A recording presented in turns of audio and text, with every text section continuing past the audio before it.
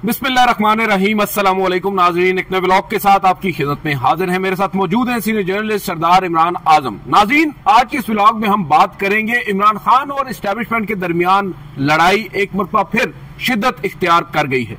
आज Islamabad high court में जो कुछ हुआ आपको मालूम है। इस्लामाबाद हाई कोर्ट ने आज इमरान खान साहब और उनकी अहलिया बुशरा बीबी की जो सजा मुअत्तली की दरख्वास्तें थी उन पर नई तारीख दे दी है। यानी वो रिलीफ जिसकी तवक्को की जा रही थी या वो इंसाफ जिसकी तवक्को पाकिस्तान तहरीक इंसाफ कर रही थी आज भी नहीं मिला। मगर हम देख रहे हैं कि जो ही एक जानिब अदालत आलिया से ये फैसला आता है उसके आफ्टर शॉक्स भी आना शुरू हो जाते हैं। एस्टैब्लिशमेंट के करीब तरीन लोग नए नए और तबाहकुन किस्म के दावे कर रहे हैं और इंकिशाफात किए जा रहे हैं, पेशगोइयां की जा रही हैं सरदार इमरान आजम साहब के ईद के बाद इमरान खान साहब की मुश्किलात मजीद बढ़ेंगी। जो तवक्कुआत की जा रही थी कि जून का महीना शायद कुछ नरमी का होगा, इसका पस मंजर भी हम आपसे पूछेंगे। मगर पहले मुझे ये बताएं कि ये कौन लोग हैं जो अब इस तरह की पेशगोइयां कर रहे हैं और इस तरह की मनफी खबरें सामने लेकर आ रहे हैं। एक तरह से बहुत से लोग इसको एक रद्द अमल भी समझ रहे हैं उस एस्टैब्लिशमेंट का, जिस एस्टैब्लिशमेंट को इमरान खान साहब ने गुज़िश्ता चंद दिनों हेड ऑन लिया, कुछ सख्त बातें की, कुछ तल्ख बातें की। क्या आप उसका रद्द अमल समझ रहे हैं आज के इस फैसले को और ये जो आफ्टर शॉक्स आए हैं उस फैसले के? देखिए आदिल सरफराज साहब, ये खबरें तो पहले भी आ रही थी मुख्तलिफ सर्कल से कि इमरान खान को जल्द रिलीफ नहीं मिलेगा, लेकिन हम इनको ज़्यादा जो है जो वेटेज देने की पोजीशन में नहीं थे और ना हमने दिया, क्योंकि जो पीटीआई दावे कर रही थी या जो खबरें आ रही थी वो ऐसा लग रहा था कि पीटीआई को शायद कोई रिलीफ मिलेगा। लेकिन अब जो सूरत-ए-हाल बनी है ख़ास करके आज के बाद, तो मैं समझता हूँ कि अब इन खबरों में जो आ रही थी सदाकत है और जितना वसूख के साथ ये खबरें आ रही हैं, जिस तरह ये दावे किए जा रहे हैं कि अब इमरान खान के लिए पीटीआई के लिए मुश्किलात का एक नया दौर शुरू होने जा रहा है, तो हमें जो है और कौम को भी और पीटीआई को भी इस पे संजीदगी से गौर करना चाहिए। तो पीटीआई जो नून लीग है उसके अंदर भी आपने देखा कि मुख्तलिफ आ रहा है। राना सनाउल्लाह कभी नरम लहजा इख्तियार करते हैं, लेकिन इरफान सिद्दीकी जो हुकूमत के तर्जमान भी हैं, उन्होंने कभी भी नवाज शरीफ के बड़े करीब हैं, एस्टैब्लिशमेंट के बड़े करीब हैं, यहाँ तक जो पांचे हैं, जाहिर है उन्होंने वो रास्ता एस्टैब्लिशमेंट और नवाज शरीफ दोनों के साथ मिलकर तय किया है। एक जर्नलिस्ट से वो इख्तियार के ऐवानों तक पहुंच चुके हैं और दिन ब दिन तरक्की करते जा रहे हैं। तो जाहिर है उनकी पांच तो है और उनके पास असल खबर भी होती है, लेकिन हम उन्हें जो है हमेशा लाइट ले रहे थे। लेकिन आज जो उन्होंने एक दफा फिर खबर हमें दी है और फिर जो हाई कोर्ट में हुआ, इन दोनों चीजों को अगर मिला के देखें तो फिर ये उनकी खबरें दुरुस्त मालूम होती हैं और पीटीआई को अब इस पे संजीदगी से सोचना चाहिए। इरफान सिद्दीकी साहब ने ये कहा है कि जो पीटीआई है वो अपनी ताकत गंवा चुकी है और जो है वो कोई भी किसी किस्म की फैसला कुन तहरीक जिसकी बात हो रही थी कि पीटीआई ईद के बाद कोई एहतजाजी तहरीक शुरू करना चाह रही है कंट्री वाइड, वो शुरू करने की पोजीशन में नहीं है। और उन्होंने जो बड़ी खबर, जो बड़ी बात की है, जो दावा किया है कि उन्होंने कहा है कि 9 मई के बाद जो तहरीक इंसाफ ने अपने लिए मुश्किलात पैदा की थी, जब हर तरफ ये लग रहा था कि जब उसमें कमी हो रही है, उन्होंने कहा इसमें मजीद इजाफा होगा। अच्छा, यानी कि अब पीटीआई को वो जो नाअहलियों की पेशगोइयां की जा रही थी पाकिस्तान तहरीक इंसाफ के सरकर्दा रहनुमाओं की, वो दुरुस्त जी। इमरान खान तो ये कह रहे हैं कि इससे जितना हमें दीवार के साथ लगा दिया गया है इससे ज्यादा अब हो नहीं सकता। लेकिन जो हमने बार बार बताया कि 9 मई के केसेस के फैसले आएंगे, नाअहलियां होंगी, उस पर ज़िमनी इलेक्शन होंगे और भी बहुत कुछ होगा। जाहिर है वो सारी उन्होंने तफसील तो बयान नहीं की, लेकिन जो मीडिया से उन्होंने गुफ्तगू की, जो निजी टीवी चैनल को जो उन्होंने तफसीली इंटरव्यू दिया, उसमें उन्होंने कहा कि अब इमरान खान को मजीद तकलीफों के मसाइब के अलावा कोई रिलीफ नहीं मिलेगा। इसके साथ जनाब उन्होंने जो कहा है कि इमरान खान अब इस पोजीशन में भी नहीं रहे कि वो काबिल जिक्र कोई तहरीक चला सकें, कोई इत्तेहाद बना सकें। उन्होंने वाज़े तौर पर नाम लिया मौलाना फजल रहमान और महमूद खान अचकज़ई का, जो इमरान खान के महमूद अचकज़ई तो उनके साथ रहे हमेशा से, और फजल रहमान से भी उनकी जो गुफ्तगू हो रही थी कि वो इस शायद किसी ग्रैंड अलायंस को लीड करेंगे। तो उन्होंने कहा उन्हें भी बड़ा तल्ख तजर्बा हो चुका है पीटीआई का। वो बात इसलिए कह रहे हैं कि पीटीआई भी अपनी जो है उनका सियासी सूझबूझ में मैं समझता हूँ कि कमी है। आज एक बयान में यहाँ पे जिक्र कर दूं जो शिबली फराज का आया, उन्होंने ये कहा कि जनाब जो मौलाना फजल रहमान है, जब इनसे हमारी गुफ्तगू शनीद हो रही थी ग्रैंड अलायंस की, तो उनकी मकबूलियत में बहुत इजाफा हो चुका था, उनका ग्राफ बहुत ऊपर चला गया था। लेकिन जो ही ये बातें खत्म हुई हैं तब उनका ग्राफ वापस नीचे आ गया है। तो जब आप एक लीडर को इस तरह जिज करेंगे, उस तरह करते क्या वो आपके साथ आएगा? आपने बड़ा मकसद ज्ञान करना था, आपको फजलुर रहमान की जरूरत थी, फजलुर रहमान को आपकी जरूरत नहीं थी। इसके साथ साथ उन्होंने ये भी कहा है कि जनाब ये नहीं हो सकता अब के जो इमरान खान जो जेल में बैठे हुए हैं उन्होंने कोई जेल सॉरी आपकी बात काट रहा हूँ, जो फजलुर रहमान साहब हैं जरूरत उनकी भी थी। देखें जो मौजूदा सेटअप था इसमें उनकी कहीं जगह नहीं बन रही थी। अब जब पाकिस्तान तहरीक इंसाफ के साथ वो आन मिले तो फिर बोलियां भी लगी और फिर उनके पास गुलदस्ते भी पहुंचते रहे, वज़ीर आज़म जाते रहे, बहुत से लोग जाते रहे। देखें उन्होंने मिलने के देखिए फजलुर रहमान देखो जानते हैं। अब जो आपने कल खबर दी थी एक बड़ी बैरिस्टर गौर के हवाले से जो उन्होंने गुफ्तगू की, आपने उस पर व्लॉग किया, मैंने उस खबर को आपकी खबर को कोट करके बताया।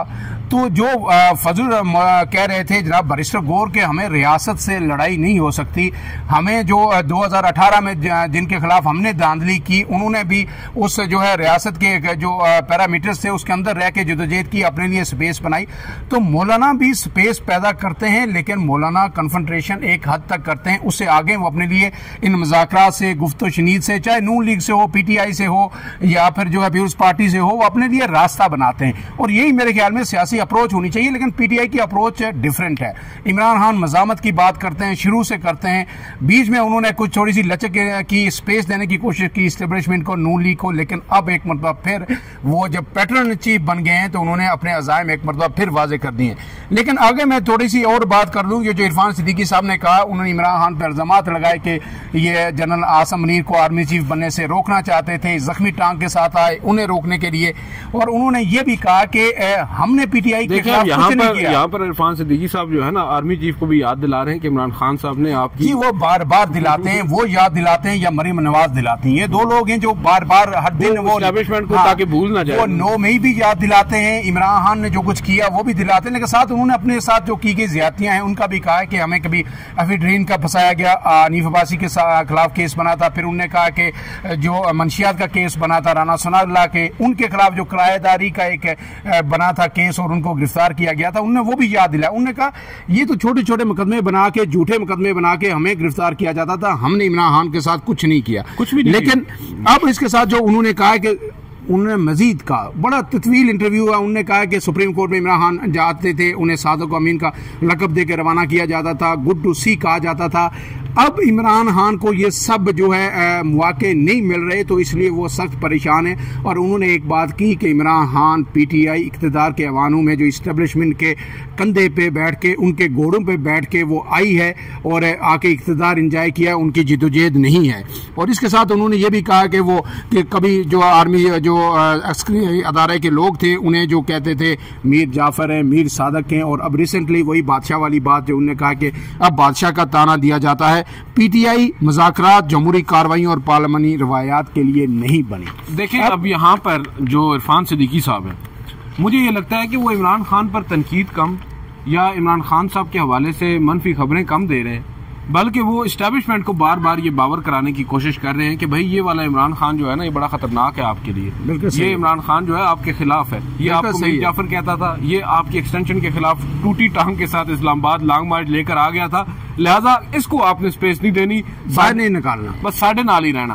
ठीक है, इनको बेसिकली इस वक्त अपना पड़ा हुआ है और वो इज़राए तफन्नुन कहा जाता है कि अपने पाव गोश्त के लिए ना पूरा बकरा ज़बह करने को तैयार है, ना पूरी जमहूरियत, पूरे मुल्क के जो निज़ाम को ना सत्यानाश कर दिया नून लीग ने इस वक्त सिर्फ अपनी इस हुकूमत को, जो कि एक चुनतखब हुकूमत है, जो अब एक वाजे नजर आ रहा है, आपको भी नजर आ रहा है, मुझे नजर आ रहा है। अदील साहब मैं चुनतखब कैसे मानूं कि जब बैरिस्टर गौर ये कह रहे हैं कि जनाब हमारी भी चुनतखब थी, 2018 में हम भी धांधली के जरिए आए तो 2024 में नून लीग धांधली के जो बात की जरिए आ गई। नहीं अब देखिए अब PTI इस बयान को कैसे डिफेंड करेगी? मैंने कल यही बात की। अब देखिए अव्वल तो ये बयान नहीं है बैरिस्टर गौर का, बैरिस्टर गौर साहब ने एक जगह पर ये गुफ्तगू की है और ये ऑफ द रिकॉर्ड दिल की बात है ना, दिल की बात है और मैं ये समझता हूँ उनको ये बात ज़हन में रखनी चाहिए थी कि ये बात यहाँ से बाहर निकलेगी।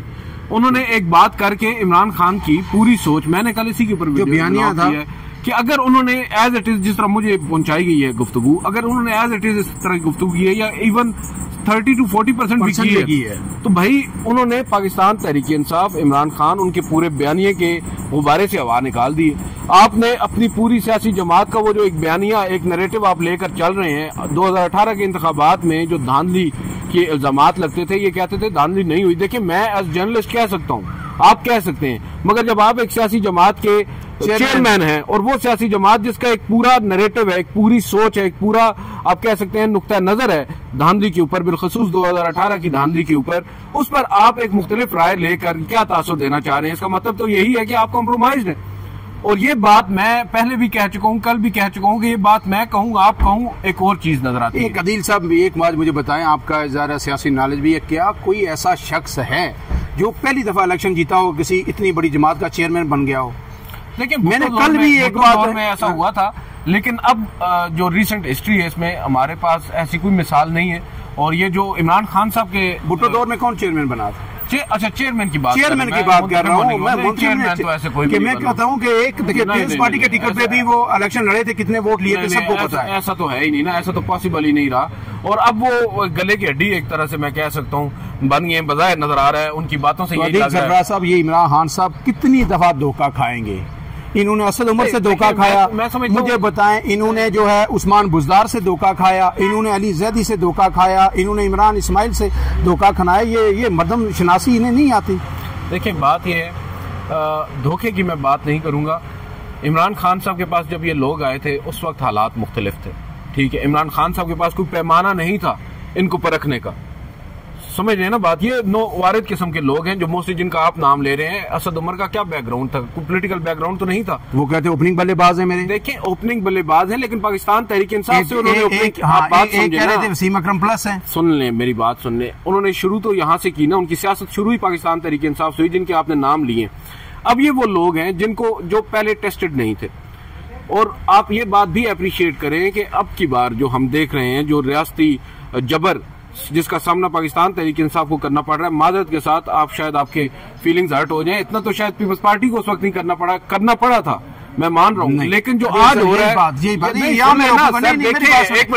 13 जनवरी का फैसला कब आया, मुझे ये बताएं। उसके अलावा बहुत सारे एस्पेक्ट्स हैं। वो पास ठीक है, फैसले हो गया। मेरी बात सुन लें, मेरा आर्गुमेंट पूरा होने दें यार। आर्गुमेंट में आपका पीपल्स पार्टी वालों ये एहतजाज कर रहे हैं, अब मेरी बात नहीं करने दें। पीपल्स पार्टी ने क्या कुछ सहा, क्या बर्दाश्त किया, वो यहाँ पंजाब में खड़े होके, इस्लामाबाद में खड़े होके आपको उसका नजर नहीं हो सकता। उसके लिए आपको गड़ी खुदा बख्श जाना पड़ेगा। एक बार वहां जाके जो लाइन पे कब्रें लगी हुई है ना, कब्रें हैं, आपको उन कब्रों को देखना पड़ेगा, ठीक है। उसको तो डिनाई कोई नहीं कर रहा ना। फिर आप ये कैसे कह सकते हैं कि जो पीटीआई ने सहा है पीपल्स पार्टी ने उतना नहीं सहा? एक बात मैं बताऊं, जब उसके बाद बीबी मैं एज अ पोलिटिकल पार्टी बात करूंगा, आप लीडर्स की बात कर रहे हैं। एज अ पोलिटिकल पार्टी एक आम कारकुन, यार पाकिस्तान तहरीक इंसाफ का एक आम कारकुन, उसका नाम निशान ही नहीं है कहीं पर, कागजों में उसके घर वाले ढूंढ रहे हैं। मुझे ये बताएं, इनमें से किसको कोड़े लगे हैं? पीपल्स पार्टी के आम कारकुनों ने कोड़े नहीं खाए, साफियों को भी लगे। ठीक है, पीपल्स पार्टी ने, यही कह रहा हूँ ना, पीपल्स पार्टी ने जेलें नहीं काटी। फिजिकल टॉर्चर होता है ना, हाँ, जो आज हो रहा है सहाफत, मिलिट्री टॉर्चर हो रहा है।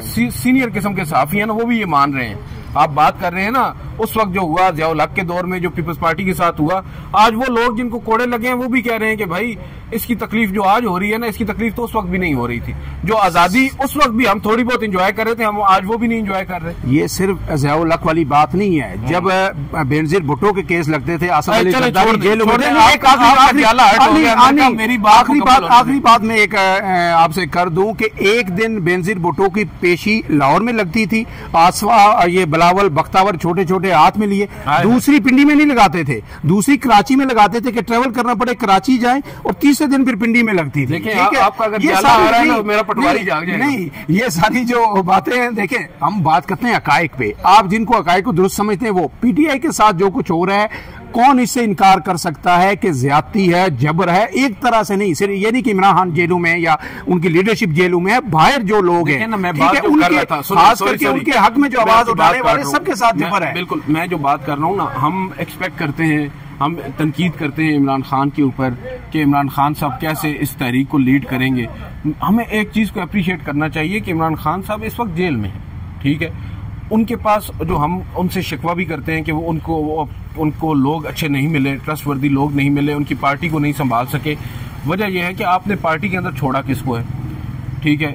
और जिस तरह के अभी अगले रोज हामिद रजा साहबजादा, क्या नाम है उनका, हामिद रजा साहब जी, उन्होंने एक बड़ा दिलचस्प बयान दिया। जब जस्टिस जमाल खान मंदोखेल ने कहा कि हमारे पास तो कोई नहीं आया, तो उन्होंने कहा कि भाई असमतों तक जो है लोगों को तंग किया गया, गैरत तक आ गई बातें, बहुत कुछ है जो लोग पब्लिकली कर नहीं सकते। तो इस नहज तक जब आप पहुंच जाएं तो फिर लोगों के पास क्या रह जाता है? फिर इमरान खान किससे क्या शिकवा करें कि तुम मुझे क्यों छोड़कर गए हो, वो किन हालात में छोड़कर गया है, किस अमर की वजह से छोड़कर गया है, ये बहुत सारी चीजें हैं। देखें अदील साहब, जब भी तारीख लिखी जाएगी ना, आप अदलिया को कवर कर रहे हैं तवील अरसे से, मैं आपको बताऊं ये जो 5 से 6 जजेज हैं हाई कोर्ट के, इनके अलावा सबका नाम स्याह रूफ में लिखा जाएगा।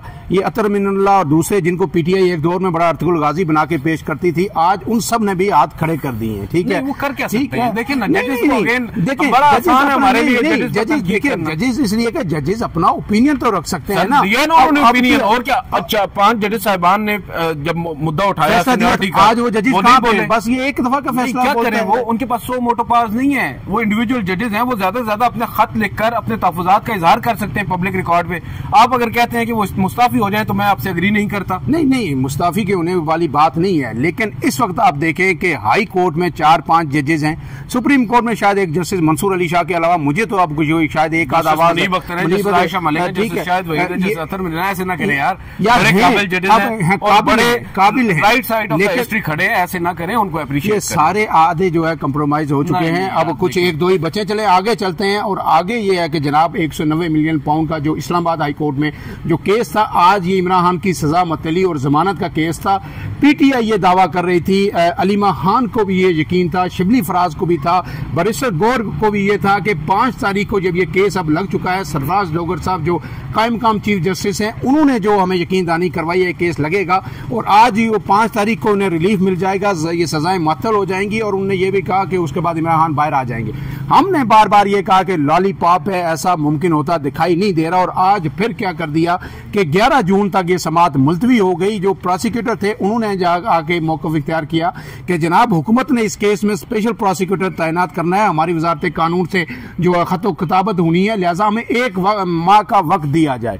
लेकिन फिर अदालत ने बड़ी मेहरबानी की कि उन्होंने कहा कि 1 वक्त का जो माह का वक्त हम नहीं दे सकते, हम आपको सिर्फ 1 हफ्ते का वक्त देते हैं, लिहाजा ये जो 11 जून तक जो है आप तैनाती स्पेशल प्रोसिक्यूटर की करके लेके आए। सलमान सफ्तर जो पीटीआई के वकील थे उन्होंने ये कहा कि जनाब बेशक अब इमरान खान के लिए मुकाबले के लिए टीम ले आए, हमें एतराज नहीं है, लेकिन कम से कम जो बुशरा बीबी की जो दरख्वास्त है उसको तो जमानत में सुन लें। तो जनाब जो सरफराज डोगर साहब और आसिफ साहब जो जज थे उन्होंने कहा कि नहीं, वो भी नहीं सुनेंगे, अब जो कुछ सुनेंगे वो 11 तारीख को ही सुनेंगे। और समाअत जो है 11 तारीख तक मुलतवी कर दी है। पीटीआई को एक मतलब फिर मायूसी हुई है कि जो हम तो कह रहे थे, लेकिन शायद कुछ पीटीआई के कारकुनान को भी मालूम था, लेकिन अंदरूनी खाना उनको ये यकीन दहानियां थी।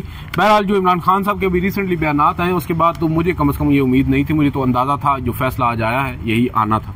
बहरहाल बहुत बहुत शुक्रिया सरदार इमरान आजम साहब, आप थोड़ा सा पानी पिए, ठंडा रिलैक्स करें और इस जाले को थोड़ा सा रिलैक्स करें। इसके बाद ये कि हमें इजाजत दीजिएगा। आज के इस व्लॉग से इतना ही। अल्लाह हाफिज। अल्लाह हाफिज।